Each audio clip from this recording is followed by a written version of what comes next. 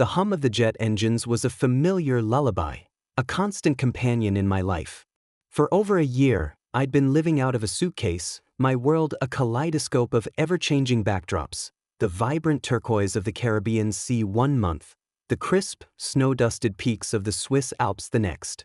My role, music coordinator, for an elite global resort chain, sounded glamorous on paper, and in truth, it often was. It wasn't just about curating playlists, it was about sculpting atmospheres, crafting the sonic landscape for thousands of vacationers seeking escape, relaxation, or exhilaration. From the pulsating beat of a sunset beach party to the sophisticated jazz notes drifting through a high-end lounge, I was the architect of their auditory experience. This wasn't just a job, it was a lifestyle. Each new destination brought with it a fresh set of challenges and delights. I'd learned to navigate the nuances of diverse cultures, to read a crowd with an almost intuitive precision, understanding what rhythm would ignite a dance floor or what melody would soothe a weary traveler. My equipment, a meticulously curated collection of high-fidelity sound systems, turntables, and a vast digital library, was my mobile office, my creative sanctuary. I prided myself on my adaptability, my ability to transform any space into an immersive auditory journey. One week, I'd be spinning reggae under swaying palm trees. The next, I'd be dropping deep house beats amidst the chic, minimalist decor of a mountain lodge. The company itself was a behemoth in the luxury travel industry, known for its impeccable service and the discerning clientele it attracted. They spared no expense in ensuring their guests had an unparalleled experience, and that extended to every detail, including the entertainment. My position was a testament to that commitment. I wasn't just a DJ, I was a specialist, a mood technician, responsible for the very pulse of the resort's social scene. The travel was constant, sometimes grueling, but the perks were undeniable. I saw parts of the world most people only dreamed of, all while honing my craft and interacting with an endlessly fascinating array of people from every corner of the globe. It was a dream gig, a perfect blend of passion and adventure, and I embraced every moment of it. Little did I know, my next assignment, nestled high in the snow-capped mountains for the bustling holiday season, would test my patience, my professionalism, and ultimately, my strategic thinking in ways I could never have anticipated. The stage was set for a confrontation, though I was blissfully unaware of the storm brewing on the horizon. The air in the mountains was sharp and invigorating, a stark contrast to the humid warmth I'd grown accustomed to. This particular resort, nestled amidst a majestic range, was a jewel in the company's crown, especially during the winter holidays. The Grand Lodge, with its towering stone fireplace and panoramic windows overlooking snow-laden pines, buzzed with an infectious energy. Families laughed, couples strolled hand in hand, and the scent of mulled wine mingled with pine needles.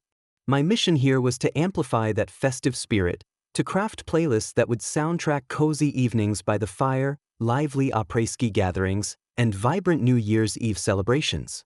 Normally, I'd be working closely with a seasoned team lead, someone who understood the flow of a luxury resort during peak season, who could anticipate needs and delegate effectively. However, a last-minute logistical snag had delayed our usual lead's arrival. In their stead, senior management, perhaps underestimating the complexity of holiday operations, had parachuted in a young, relatively inexperienced supervisor. Let's call him Mark. From the moment he stepped off the company shuttle, a palpable tension seemed to emanate from him. He was clearly out of his depth, yet compensated for his insecurity with an almost comical display of authority.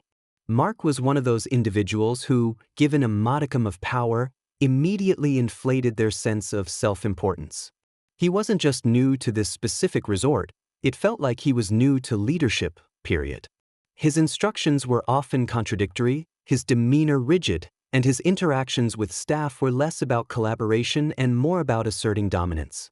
He seemed to view every employee as a potential challenger to his fragile authority rather than a valuable member of a team. For someone like me, accustomed to a high degree of autonomy and trust from my superiors, this shift was jarring. I was used to being given a brief and then trusted to execute, relying on my experience to adapt to the crowd and the mood. Mark, however, seemed intent on micromanaging every single detail, even those far outside his purview. His insecurity manifested in various ways. He'd hover, observing, rarely offering constructive feedback but quick to point out perceived infractions, no matter how minor. He seemed to lack the fundamental understanding that in a luxury service environment, flexibility and guest satisfaction were paramount. Instead, he clung to rigid rules, often inventing new ones on the fly, seemingly just to demonstrate his power. The other staff members felt it too. A quiet hum of frustration began to permeate the usually cheerful atmosphere. We were all professionals, dedicated to providing an exceptional experience, but Mark's presence felt like a constant, low-grade static interference. It was clear that this temporary arrangement, meant to bridge a gap, was quickly becoming a source of significant friction, particularly for me, given the nature of my role and my direct interaction with guests. The holiday season, usually a time of joyous celebration, was shaping up to be an exercise in navigating an increasingly volatile and unpredictable leadership. The holiday season truly kicked into high gear as Christmas approached. The resort was a hive of activity, every room booked, every restaurant reservation snapped up. The main club, where I spent most of my evenings, became the epicenter of the resort's nightlife. It was a sprawling, multi-level space designed to accommodate hundreds, featuring a large dance floor, several lounge areas, and a central DJ booth that served as my command center. From my elevated perch, I had a panoramic view of the entire club, allowing me to gauge the energy, read the room, and adjust the music accordingly. My role as music coordinator was inherently social. People on vacation, especially during the festive period, were looking to let loose, connect, and celebrate. The DJ booth, naturally, became a focal point. Guests, particularly the female patrons, would frequently approach the booth. Sometimes it was for a song request, sometimes just to compliment the music, or simply to chat and soak in the atmosphere of the DJ at work. It was part of the job, a vital component of guest engagement that contributed to the overall vibrant ambience.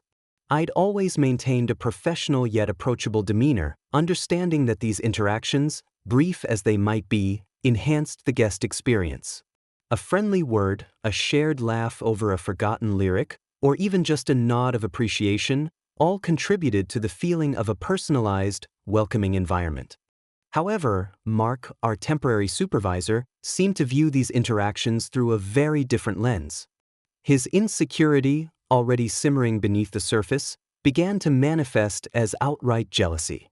He'd often linger near the booth, his eyes narrowed, observing my exchanges with guests. It was clear he disapproved, though he never articulated why, not directly. Instead, his directives became increasingly restrictive.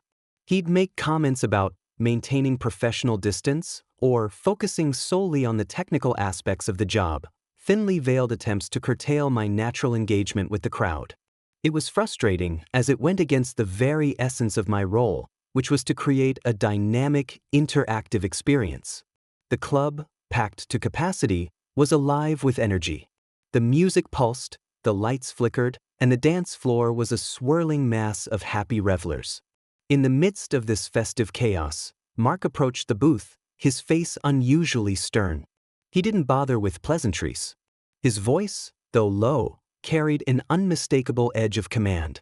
"Listen," he began, his gaze sweeping over the crowd, "I've noticed a lot of unnecessary interaction. Your job is to play music, not to socialize. From now on, I want you to keep everyone out of this booth. No exceptions. Focus strictly on the music. Understand?" I nodded, a sense of unease settling over me. This wasn't just a suggestion, it was an order, delivered with an air of absolute authority. He then added, with a decisive tone that left no room for misinterpretation, "In fact, lock the door. Don't let anyone in. Not a single soul. I want you completely undisturbed." He emphasized the word anyone with a pointed look, as if anticipating a challenge. I simply acknowledged his command, my mind already processing the implications of such an extreme directive. It was an unusual, almost absurd request, especially for a public-facing role in a luxury resort. But an order was an order, and I was, for the moment, still an employee. Little did he know, his precise, unambiguous instruction would soon become the very instrument of his undoing. The instruction to lock the DJ booth door was unprecedented in my career. In every resort I'd worked, the booth, while a workspace, was also a semi-open hub, a place where the energy of the crowd could directly connect with the music. Locking it felt antithetical to the very spirit of a vibrant club. It created a barrier, a separation that I instinctively knew would diminish the experience for the guests. But Mark's tone had been unequivocal, his gaze unwavering. "Don't let anyone in. Not a single soul." The words echoed in my mind, precise and absolute.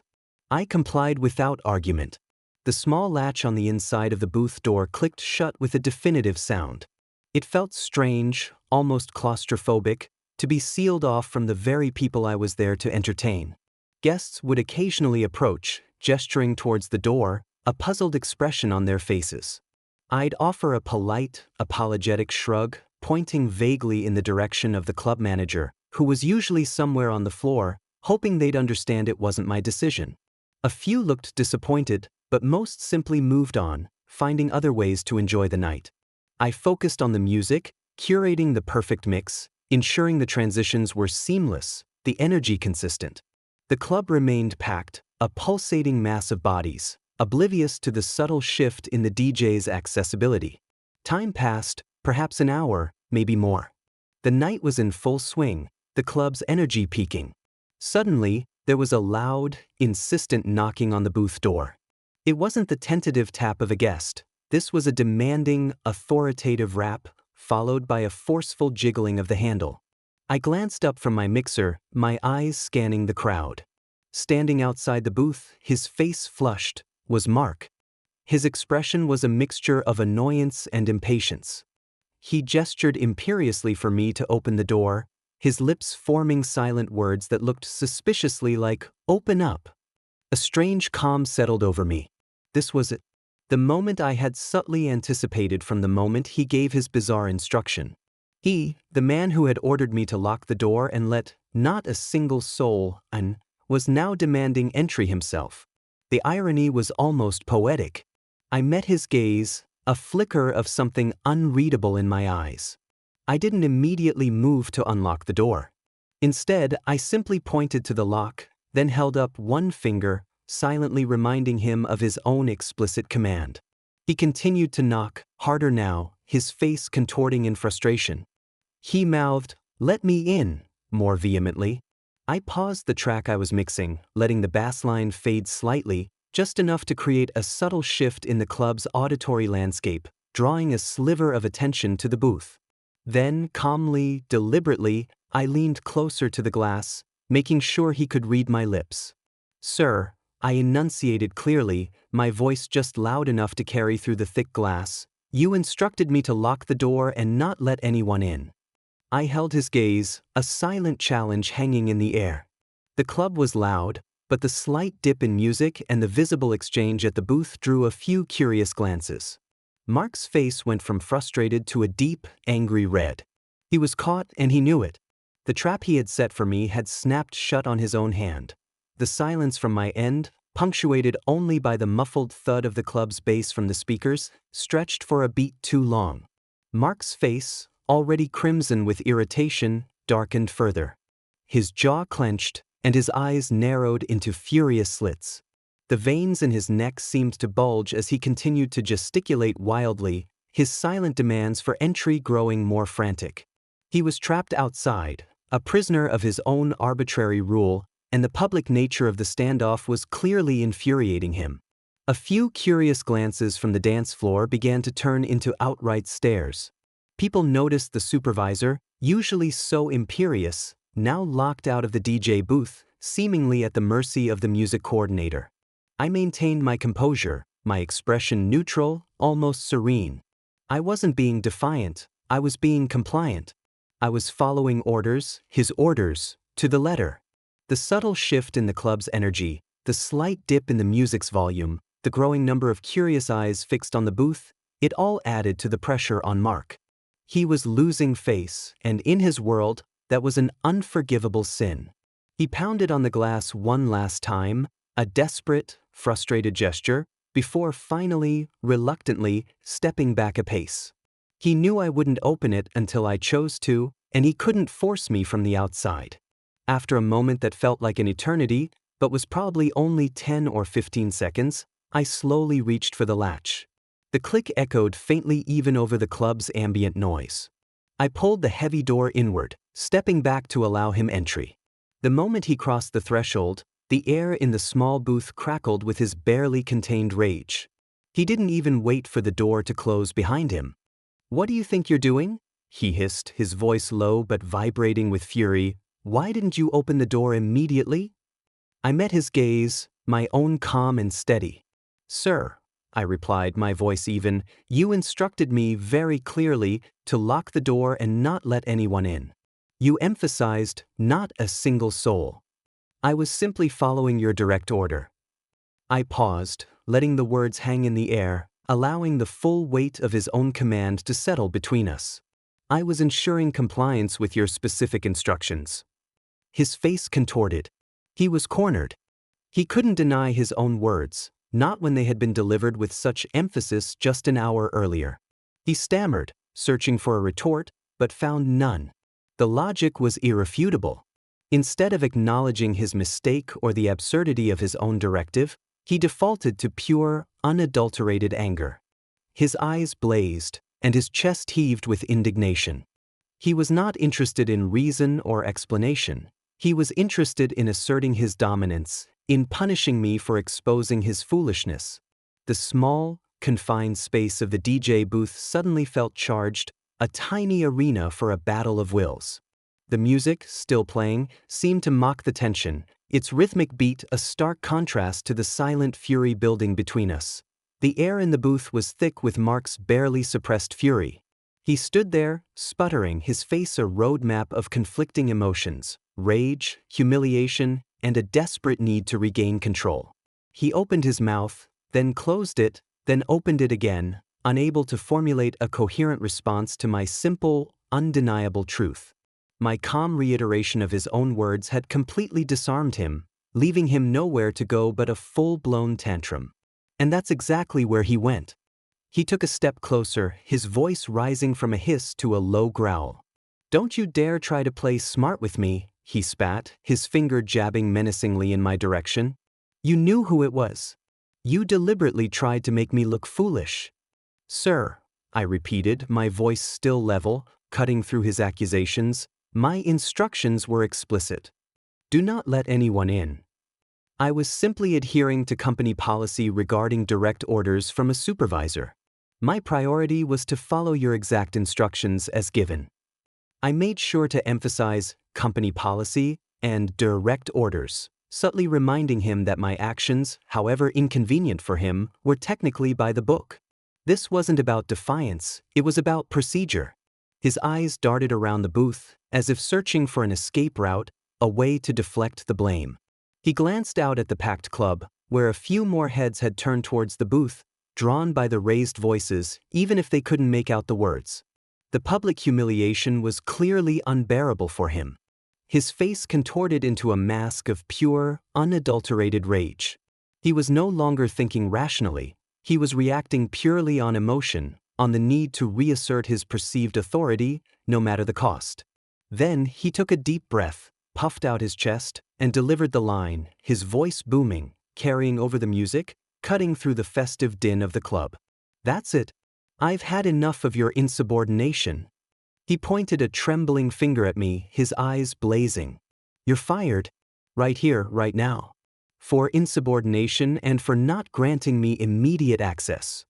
The words hung in the air, momentarily silencing the small space of the booth. Fired. The word itself felt surreal amidst the pulsating lights and the thumping bass. It was a dramatic declaration, delivered with maximum theatricality, clearly intended to shock and intimidate.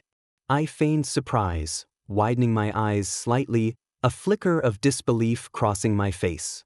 "Fired?" I asked, my voice pitched just loud enough to carry a note of genuine bewilderment in my tone. "Are you serious, sir? You're firing me for following your direct orders." I let the question hang, a rhetorical challenge that underscored the absurdity of his decision. The question wasn't for him, it was for anyone within earshot, a subtle broadcast of the ridiculous circumstances. He was so consumed by his own fury, he didn't even register the nuance. He just saw it as further defiance. "Yes, I'm serious," he roared, practically vibrating with indignation. "Pack your things and get out. Immediately. You're done here." His voice, though loud, was still somewhat contained within the booth, but the visible drama was undeniable. My feigned surprise, his booming declaration, it was a spectacle, unfolding right in the heart of the club. I knew this was the moment, the point of no return. And I had a plan. A very satisfying plan. A strange sense of calm washed over me, replacing the feigned surprise. It was a calm born of clarity, of knowing exactly what needed to be done. Mark, still red-faced and seething, was practically vibrating with the conviction of his own authority. He clearly expected me to cower, to beg, to plead for my job. He expected me to slink away in shame, to disappear quietly into the night. But I had no intention of granting him that satisfaction. Not after a year of dedicated service, not after being subjected to his petty tyranny, and certainly not after being fired for following his own ridiculous orders. I looked at him, then out at the packed club. The music was still thumping, the lights still flashing, but in my mind, the entire scene seemed to slow down, focusing on this singular, pivotal moment. This wasn't just about me anymore. It was about the principle, about the sheer absurdity of the situation. I had been publicly humiliated by his baseless accusation, and now I would respond in kind. With deliberate slowness, I reached for the master fader on the mixer. It was a large, prominent slider, controlling the overall volume of the club's sound system. My fingers closed around it, and with a smooth, decisive motion, I pulled it all the way down.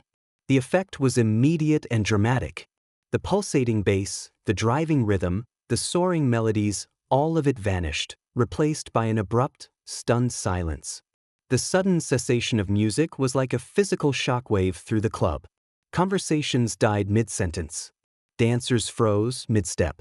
Heads snapped up, eyes wide with surprise and confusion, searching for the source of the sudden quiet. Hundreds of pairs of eyes converged on the DJ booth, where Mark and I stood, frozen in our tableau. Mark, caught off guard by my audacious move, stared at me, his mouth agape. His fury momentarily eclipsed by sheer astonishment. He hadn't anticipated this. He hadn't anticipated any of this. I took a deep breath, letting the silence hang for a moment, ensuring I had everyone's attention. Then I leaned into the microphone, my voice calm, clear, and projected to every corner of the now silent club. My words echoed through the massive sound system, reaching every single guest, every single staff member on the floor. "Ladies and gentlemen," I began, my voice resonating with a practiced clarity, "I regret to inform you that your music coordinator has just been fired." A ripple of murmurs, a collective gasp, swept through the crowd. Faces registered shock, disbelief, and a growing sense of outrage. Mark, standing beside me, spluttered, his face turning an even deeper shade of crimson. He tried to grab the microphone, but I pulled it away, keeping my body between him and the equipment. "Yes," I continued, my voice unwavering, "I have just been fired by your temporary supervisor for the grave offense of following his direct orders to lock the DJ booth and not let anyone in." I paused, letting the absurdity sink in, letting the crowd connect the dots. Apparently, that anyone included him. The murmurs intensified, turning into a low hum of disbelief, then a few scattered exclamations of, "What?" and "You're kidding." A palpable shift occurred in the club's atmosphere, from festive enjoyment to a collective sense of injustice. I could see the expressions of the guests, their eyes darting between me and the sputtering, red-faced Mark. The narrative was clear, and it was not in his favor. This was my mic drop, my final public act of defiance, not against the company, but against a petty tyrant. The collective gasp from the crowd was a symphony of vindication. The low hum of disbelief quickly escalated into a chorus of murmurs, then outright expressions of indignation. "That's ridiculous. someone shouted from the dance floor. "He's been great all week," another voice boomed. The energy in the club had completely transformed, from festive revelry to a palpable sense of shared outrage on my behalf. Hundreds of eyes were fixed on the DJ booth, not just on me, but on Mark, who stood beside me, a statue of impotent fury. He was sputtering, his face a mask of disbelief and rage. He lunged for the microphone again, but I held it firmly, keeping my body between him and the equipment. He tried to shout over me, but his voice, without the amplification, was lost in the growing clamor of the crowd. He was utterly exposed, his petty tyranny laid bare for all to see. The very public nature of my announcement had stripped him of his authority, transforming him from a feared supervisor into a figure of ridicule. "I'm sorry to cut your evening short," I continued, my voice still calm, projecting over the rising din, "but company policy, as dictated by Mr. Mark here, apparently dictates that following instructions is a fireable offense." I gestured vaguely towards him, letting the crowd draw their own conclusions. "So, with that, I bid you all a good night. Enjoy the rest of your holidays." With that final flourish, I released the microphone. The silence that followed my voice was quickly filled by a cacophony of boos directed squarely at Mark. A few whistles pierced the air, and some guests started chanting, "Bring him back! Bring him back!" The scene was chaotic, a spontaneous rebellion against perceived injustice, orchestrated by a single, well-timed announcement. It was glorious. I didn't linger. My job was done. I turned my back on the furious Mark, who was now desperately trying to explain himself to the bewildered club manager who had rushed over, drawn by the sudden silence and subsequent uproar. I moved with a practiced efficiency, unplugging the few personal pieces of equipment I owned, my headphones, a small hard drive containing my custom sound libraries, a specialized controller. These were the tools of my trade, my intellectual property, and I wasn't leaving them behind. As I gathered my gear, I could hear Mark's voice, shrill and panicked, trying to regain control of the situation. "He's insubordinate. He's unprofessional," he shrieked, but his words were drowned out by the continued boos and the growing chorus of "Shame! Shame!" from the crowd. The club manager looked utterly bewildered, caught between a furious supervisor and an irate clientele. My small bag packed, I slung it over my shoulder. I took one last look at the packed club, a sea of faces, some still confused, many openly sympathetic, a few even giving me a thumbs up. I offered a small, knowing smile, a silent acknowledgement of their support. Then I walked out of the DJ booth, past the flustered club manager, past the still ranting Mark, and into the main thoroughfare of the resort. I didn't look back. The sounds of the club, the shouts, the boos, the rising clamor, faded behind me as I walked away, a free man. The air outside was cold, crisp, and wonderfully liberating. I had been fired, yes, but I had also just delivered the most satisfying performance of my career. And the best part, I knew, was yet to come. The crisp mountain air was a welcome balm after the stifling tension of the club.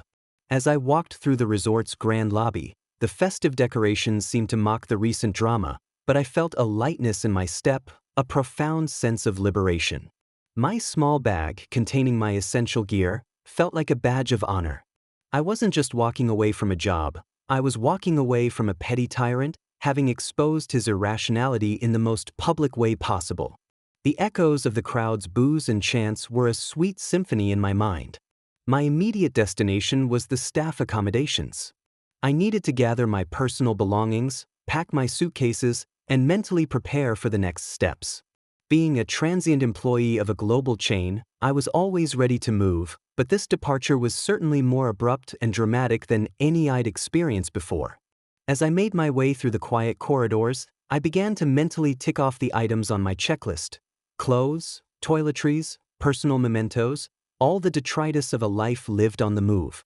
However, as I packed, a crucial detail, a very specific clause in my employment contract, began to surface in my mind. It was a detail I had read during my initial onboarding, a standard provision for employees who traveled extensively for the company. It concerned the terms of departure, specifically who bore the cost of travel home.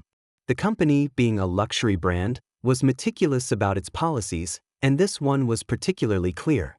If an employee quit their position, they were responsible for arranging and paying for their own travel back to their home base or next destination. This was a common clause in many travel-heavy roles, designed to prevent impulsive resignations and ensure commitment. It was a deterrent against simply walking off the job. But, and this was the critical distinction, if an employee was fired by the company was obligated to cover all travel expenses to their designated home base. This included flights, ground transportation, and even accommodation if there were delays in arranging travel. It was a protection for the employee, ensuring they weren't stranded after a sudden termination, especially in remote or international locations. A slow, triumphant smile spread across my face as I zipped up my last suitcase. Mark, in his fit of rage, had inadvertently triggered the most beneficial clause for me. He hadn't just fired me, he had unwittingly signed me up for a free, all-expenses-paid holiday extension. And not just any holiday extension, but one during the absolute peak of the holiday travel season. This was the week leading up to New Year's Eve, a time when flights were notoriously scarce and astronomically expensive. Getting a last-minute flight out of a popular resort destination during this period was a logistical nightmare, even for a global corporation with extensive travel resources. It wasn't just about finding a seat, it was about finding an available seat that connected to my home city, often requiring multiple legs and long layovers. I knew, with a certainty that warmed me from the inside out, that arranging my immediate departure would be a significant challenge for the company. This wasn't a simple matter of booking the next available flight. This was going to take time. And during that time, I would still be a guest of the resort, albeit an involuntarily extended one. The irony was delicious. Mark's impulsive decision, meant to punish me, was about to backfire in the most spectacular and financially advantageous way possible. I wasn't just getting a free ride home, I was getting a bonus vacation. The perfect ending, indeed. The next morning, the resort's HR manager, a perpetually harried woman named Eleanor, knocked on my door. Her expression was a mixture of professional politeness and thinly veiled exasperation. It was clear she'd already had a very long morning, likely dealing with the fallout from Mark's outburst and the subsequent club uproar.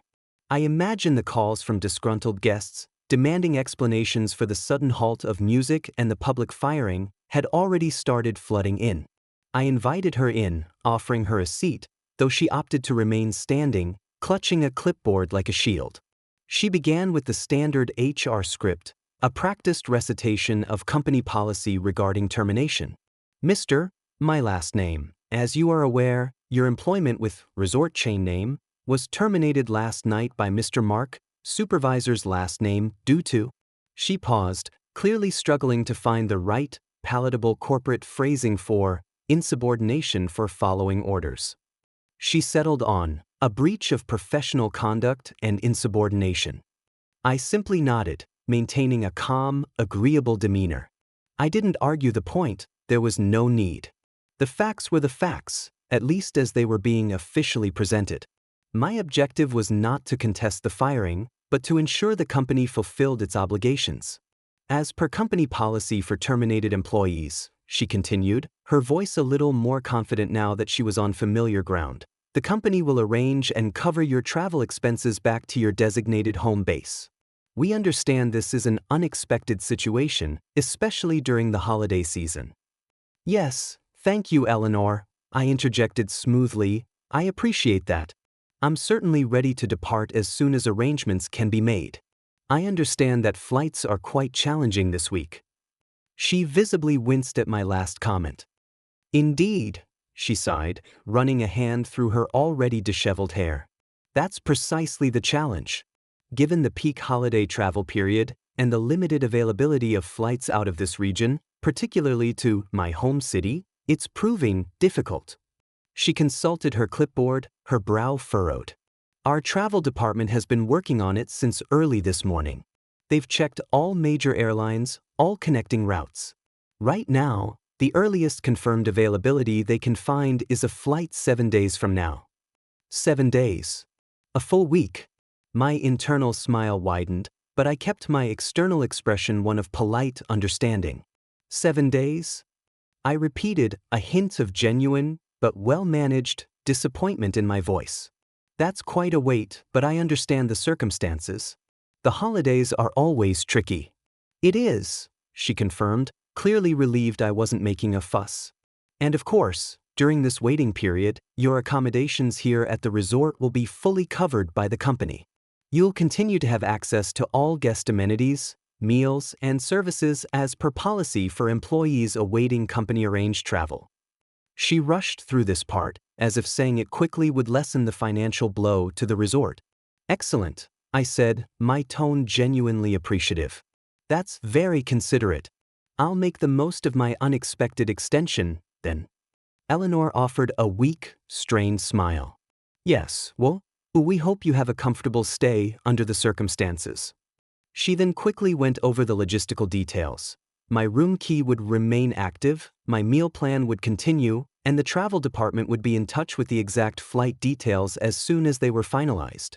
She then made her hasty retreat, clearly eager to escape my room and tackle the next crisis. As the door clicked shut behind her, I allowed myself a triumphant laugh. 7 days. A full, glorious week at a luxury mountain resort, completely free of charge, during the most expensive time of the year. I had access to the ski slopes, the gourmet restaurants, the spa, everything. All courtesy of Mark's explosive temper and the company's rigid policies. It was the perfect, sweet revenge, delivered with impeccable timing. The universe, it seemed, had a sense of humor after all. The next 7 days unfolded like a dream, a surreal blend of luxury and quiet satisfaction. It felt less like a forced waiting period and more like a well-deserved, all-expenses-paid vacation, a golden parachute deployed by Mark's own bluster.